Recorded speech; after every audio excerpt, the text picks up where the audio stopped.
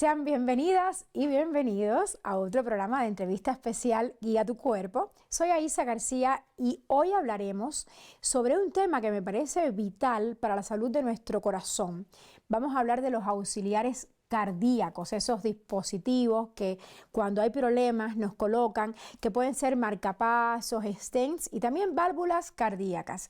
Y bueno, esto es tan bueno que ha transformado la vida de millones de personas en el mundo porque mejora la calidad de vida, valga la redundancia, y ha salvado a muchas personas. Pero ¿qué son estos dispositivos? ¿Cómo funcionan? ¿Cuándo hay que colocarlos? Yo no lo sé porque soy periodista, pero tengo un experto en el estudio que nos los va a decir, nos va a aclarar todas nuestras dudas, así que pueden ustedes escribirnos a la cuenta de @AisaEntrevista. El doctor que nos acompaña es Juan Francisco García García, es tocayo mío, y es jefe del Servicio de Cardiología del Hospital General de México. Me da muchísimo gusto, doctor, tenerlo aquí en nuestro programa, porque nos han llegado muchas preguntas sobre este tema. ¿Cuándo pones un marcapaso? ¿Cuándo se trata de un stent? ¿Cuándo son dos stents? ¿O cuándo es una válvula? Entonces la gente como que cree que es lo mismo, pero no es lo mismo. Bienvenido, Así doctor. es, muchas gracias por la oportunidad de poder platicar el día de hoy con tu público y pues trataré de una forma muy sencilla tratar todas estas dudas que se tienen de los dispositivos médicos que son, como lo mencionabas en la introducción de la entrevista, pues que nos van a cambiar la vida, ¿no? Que van a cambiar no solo el pronóstico y la supervivencia, sino sobre todo la calidad de vida del paciente. ¿Cuándo usted decide colocar un marcapasos a una persona? Digo, son varios dispositivos, vamos a ir manejando uno a uno. El marcapaso es cuando el corazón deja de tener una actividad eléctrica, es decir, cuando ya no produce una electricidad. ¿Y para qué necesita el corazón la electricidad? Yo siempre les explico que para que el corazón bombee la sangre a todo el cuerpo, necesita tener un sistema eléctrico. Es como cuando queremos arrancar un carro. Sí, el carro puede tener gasolina, puede tener un motor intacto, pero si no tiene el sistema eléctrico no va a avanzar. Lo mismo sucede con el corazón. Nosotros tenemos un marcapaso natural, ¿sí? Un marcapaso que va a producir electricidad y que por múltiples condiciones, la más importante quizá es la edad, que se va a producir una degeneración de ese sistema o de ese marcapaso natural, nos va a condicionar que ya no se produzca. Literalmente el marcapaso es un dispositivo, una pila, ¿sí? Que se va a llevar el impulso o la electricidad que se necesita en el sitio de estimulación a través de dos cables al corazón. ¿Sí? En este momento el paciente vuelve a adquirir la capacidad de arrancar la bomba, ¿no? De que nuestro corazón esté funcionando correctamente. ¿Y cómo el médico se da cuenta que el paciente necesita un marcapaso? ¿Esto es necesariamente tras un paro, un infarto o no necesariamente? No necesariamente, hay muchas condiciones. La causa más común o el síntoma por el que llegan generalmente son pacientes que nunca han estado hospitalizados por otra enfermedad. Sí hay causas, por ejemplo, el infarto del corazón o algunas otras condiciones infecciosas como miocarditis que pueden culminar con necesidad de marcapaso, pero lo más común es que el paciente llegue de su casa comenzando con los siguientes síntomas. El principal, ¿sí? El principal, bueno, puede ser o los principales pueden ser la presencia de mareo, sobre todo con la actividad física. Es decir, al hacer ejercicio sienten mareos. Incluso hacer las actividades cotidianas, ¿no? Por ejemplo, que yo quiera levantarme de la cama, hacer al baño o hacer mis actividades cotidianas, si en ese momento tenga mareo, la sensación de desmayo o incluso el desmayo. Eso quiere decir pues que la frecuencia del corazón no se incrementa pues porque está totalmente bloqueado, no hay un sistema de electricidad que nos continúe. ¿Por qué en el esfuerzo generalmente? Pues porque es cuando más necesitamos el aumento de la frecuencia. Recordemos que nuestro marcapaso va regulando una frecuencia, cuando estamos en reposo se baja, como para tratar de ahorrar, yo les explico de esa manera energía, y cuando la requerimos, pues va a ir aumentando la frecuencia poco a poco. Otras manifestaciones u otras formas de necesidad del marcapaso, pues igual puede ser la falta de aire, ¿sí? La falta de aire. ¿Al subir una escalera? Al subir una escalera, al caminar, repito, al hacer nuestras actividades cotidianas, como bañarnos, ¿sí? Como la presencia de caminar en nuestra propia casa, de ir al súper o de ir a cualquier condición. Estos son básicamente los síntomas que nos pueden manifestar la necesidad de un marcapaso porque el corazón está latiendo muy lento. ¿El corazón sigue estando sano cuando se decide colocar un marcapasos? Depende. sobre todo de que existen muchas enfermedades que pueden culminar con la necesidad de marcapasos. Hay pacientes que pueden ser solamente añosos, es decir, se terminó el marcapaso natural, ¿sí? Y no tener ninguna otra enfermedad en el corazón, es decir, no tener crecimiento del mismo, no tener un infarto, no O tener insuficiencia miocarditis. cardíaca o miocarditis, u otros, pues que en general hay factores que van a acelerar siempre las afecciones del corazón. ¿Sí? Entre más factores tengamos, pues mayor probabilidad de que se dañe el corazón, y el daño no es selectivo, es decir, el daño no es solo a la parte de la bomba del corazón, puede ir al sistema eléctrico, a las válvulas, y básicamente esos factores pues son diabetes, presión alta, el colesterol, el fumar, el ser muy estresados, el ser gorditos. Todos estos, entre más tengamos, pues mayor probabilidad tendremos. Entonces, no siempre es un corazón enfermo, ni no siempre es un corazón sano. Es decir, puede ser que sea exclusivamente y aislado el sistema eléctrico y que es lo único que ir a colocar, o que además del sistema eléctrico se tenga que hacer una serie de correcciones dentro del corazón. Entonces, ponemos marcapasos cuando hay un bloqueo de tipo 3 o cuando, ¿qué pasa? Hay diferentes indicaciones para marcapasos, ¿sí? Hay indicaciones para marcapasos, el que tiene trascendencia totalmente es algo que nosotros decimos bloqueo aurículo-ventricular de tercer grado, es decir, donde el marcapaso natural no transmite ni siquiera una señal eléctrica. ¿Y cómo una persona se da cuenta de que no transmite señal eléctrica? Normalmente va a detectar que la frecuencia del corazón es muy baja. ¿Sí? La frecuencia normalmente en el corazón, la normal, está entre 60 y 100 latidos por minuto. Siempre mejor tener la frecuencia más cercana a 60. Si mi corazón está latiendo a menos de esta frecuencia, pero lo asocio con los síntomas que mencionaba, pues esto es una traducción de que esa frecuencia no es suficiente para mantener mi cuerpo correctamente. ¿Sí? Entonces es la frecuencia baja, generalmente por debajo de ese rango, pero además que no me alcanza mi cuerpo, ¿sí? Para hacer las actividades cotidianas. ¿Hasta cuántos marcapasos puede tener una persona colocados? Normalmente solo es un dispositivo, es decir, es una pila que se encuentra literalmente externa por debajo del hueso que se llama clavícula. Ahí se hace una especie de cangurera, como una bolsita que traen los canguros. Ahí se coloca esa pila y se introducen 2 cables al corazón, ¿sí? 2 cables para poder estimularlo como lo más natural posible. ¿Esto es una intervención ambulatoria? Generalmente es una ambulación de corta estancia. La corta estancia significa que podemos egresar dentro de las 24 horas del procedimiento. Esto se tiene que hacer individual. Algunos pacientes los podemos egresar dentro de las primeras horas, una vez que verificamos que el marcapaso está funcionando correctamente, que no existe ninguna complicación en la colocación, se puede egresar sin ningún problema. Es un procedimiento con anestesia local. Se puede dar un poco de sedación para que el paciente se relaje, pero básicamente es de muy corto tiempo el procedimiento. Aquí nos llega una pregunta a la cuenta de @ISAEntrevista, que es la cuenta oficial del programa, y nos preguntan cuál es la relación entre la diabetes y los problemas cardíacos, porque usted mencionó el término diabetes entre los factores más importantes a la hora de desarrollar una enfermedad cardíaca. Y me parece buena la pregunta. Yo siempre les explico a los pacientes que el tener diabetes es como si estuviesen enfermos del corazón. ¿Por qué? Porque de 10 diabéticos, 9 tendrán una manifestación cardíaca. La azúcar alta en el cuerpo va a producir una inflamación de la arteria. La arteria finalmente también funciona como una barrera para que no se nos salga pues el propio líquido que va circulando, la propia sangre, los componentes, y dentro de los componentes de la sangre van diferentes sustancias, como colesterol, el colesterol que nosotros ingerimos de los alimentos y el colesterol que nosotros producimos. La diabetes va a provocar una inflamación en ese sitio, y si nosotros antes esa arteria tenía una barrera, va a ser literalmente que ahora le abramos puertas, como si nosotros le abriéramos las puertas a los asaltantes.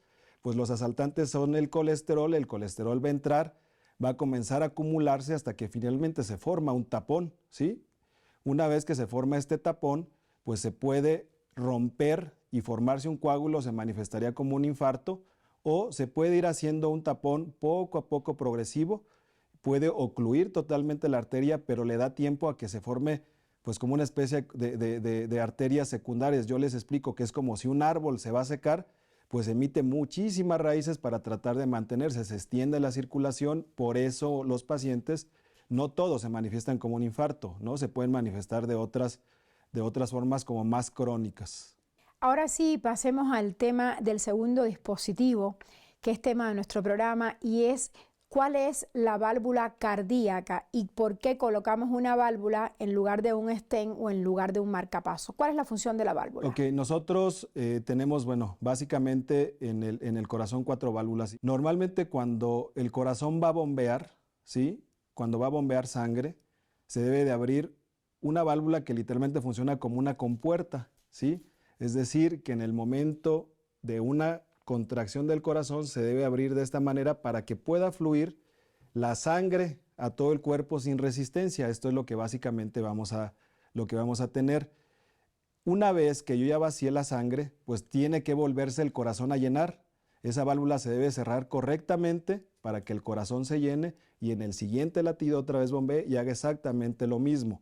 Entonces la función de la válvula es ese punto, debe mantenerse cerrada mientras el corazón se está cargando de sangre para que una vez que hace la contracción y bombea la sangre se abra correctamente. Entonces hay diferentes enfermedades en las válvulas del corazón. Básicamente las válvulas se enferman de dos situaciones. A ver. Una de ellas es que en lugar de abrirse correctamente ahora quedan limitadas. Y la otra afección de las válvulas es que ahora sucede lo contrario, que no se cierran en el momento de cerrar, quedan insuficientes. Entonces básicamente esas son las enfermedades de las válvulas. Con esta precisión le propongo que hagamos una breve pausa porque me parece que el tema de las válvulas va a ser mucho más interesante, sobre todo que requiere de mayores precisiones.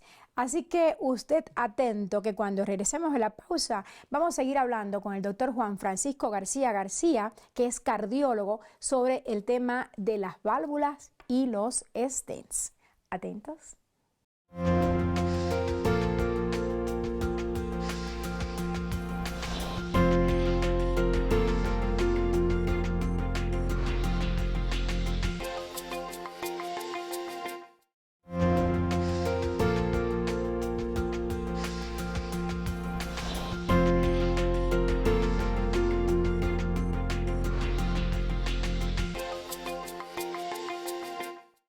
Estamos de vuelta, gracias por seguir pendiente porque el tema lo amerita. Hoy estamos hablando de cuando el corazón requiere de una válvula, de un stent o de un marcapaso.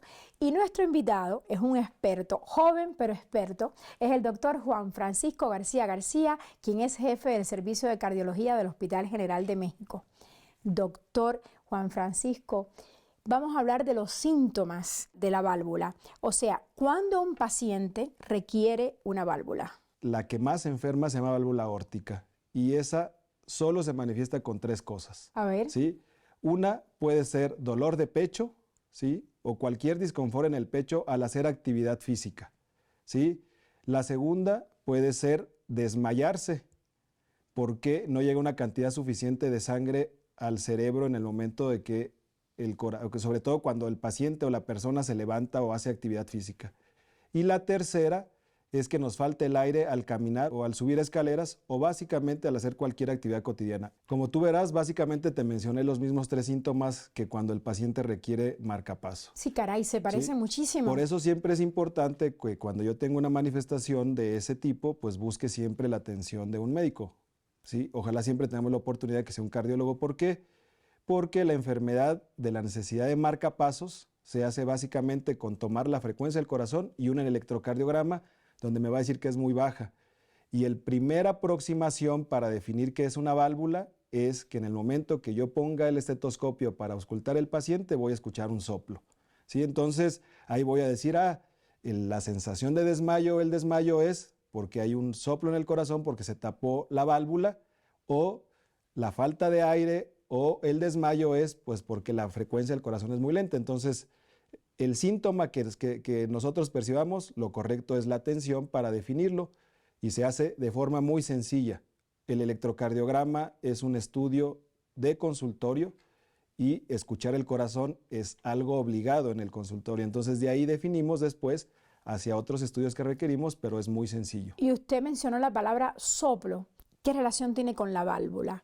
Explíquenos ¿Ok? qué es el soplo. Un soplo es básicamente la manifestación de que la válvula está cerrada, una obstrucción a la sangre del corazón hacia todo el cuerpo. ¿Las válvulas que se colocan, de qué dependen? ¿Todas son iguales? No, hay, de primera intención hay dos formas de colocar las válvulas. Una, que es la más antigua y que fue la más clásica, es por cirugía de corazón abierto, donde básicamente pues, se tiene que abrir el pecho del paciente y colocar la válvula directamente. Y otra que tiene más o menos unos 20 años, que se coloca por medio de cateterismo. Es decir, sin abrir el pecho, se coloca la válvula a través de la arteria femoral, a través de la ingle, ¿sí? Se mete un dispositivo y ahí se coloca. ¿Cuál tipo será?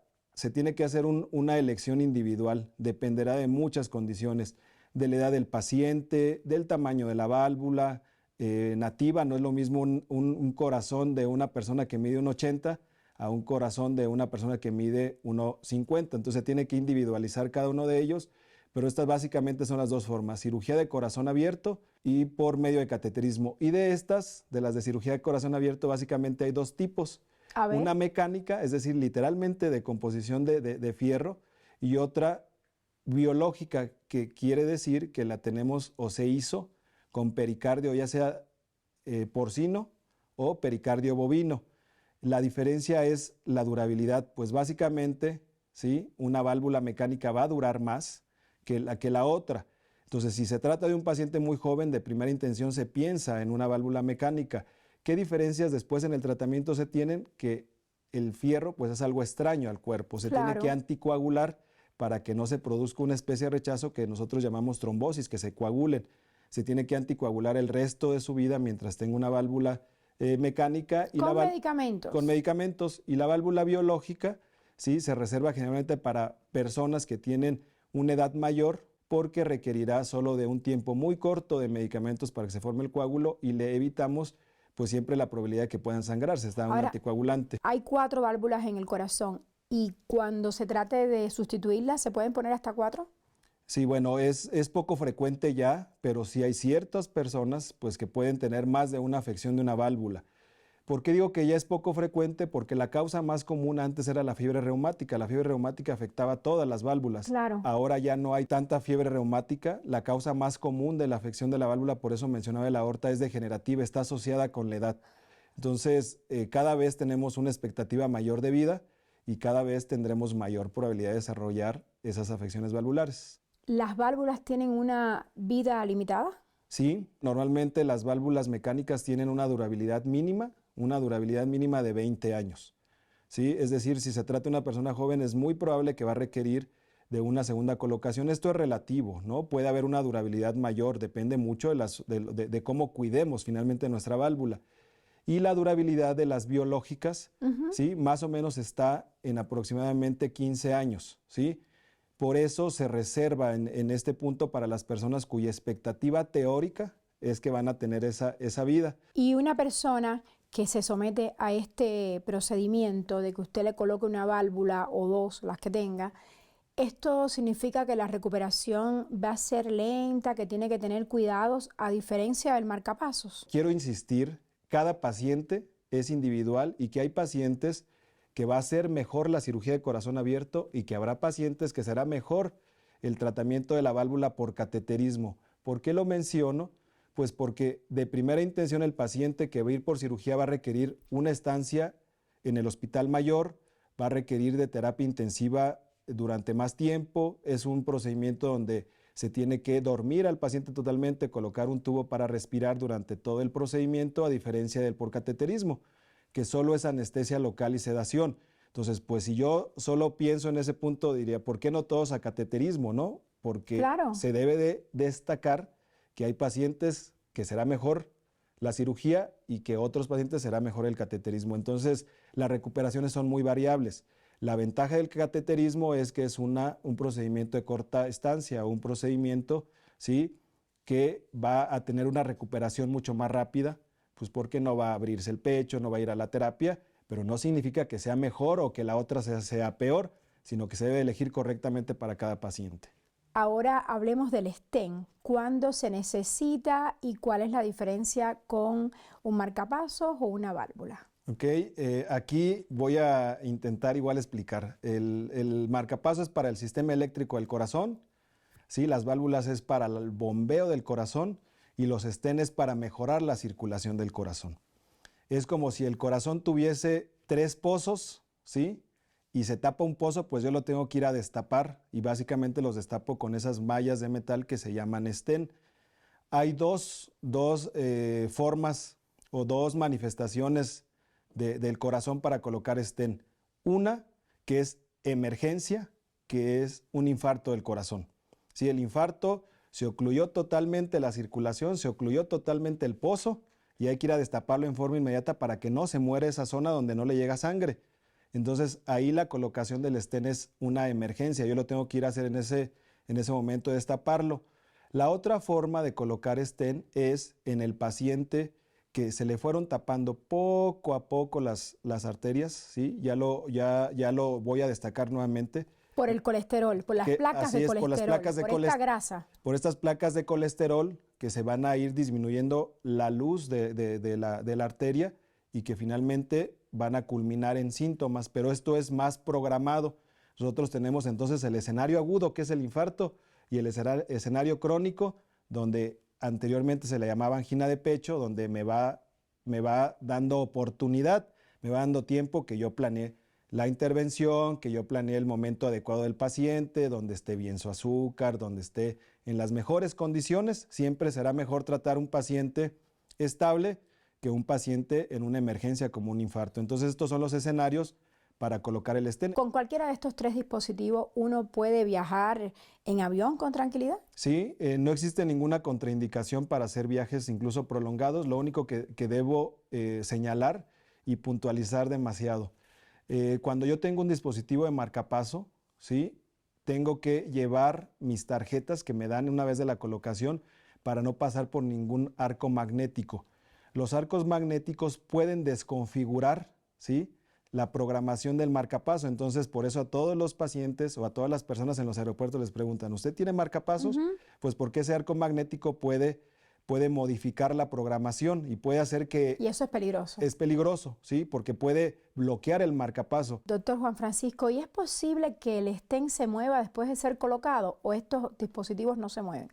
No se mueven, es un dispositivo que se va a quedar totalmente adherido a la arteria. De igual manera existen un gran número de tamaños, tamaños en diámetros y tamaños en longitudes que tenemos que adaptar una vez que conozcamos la circulación o de cada paciente y no se mueven.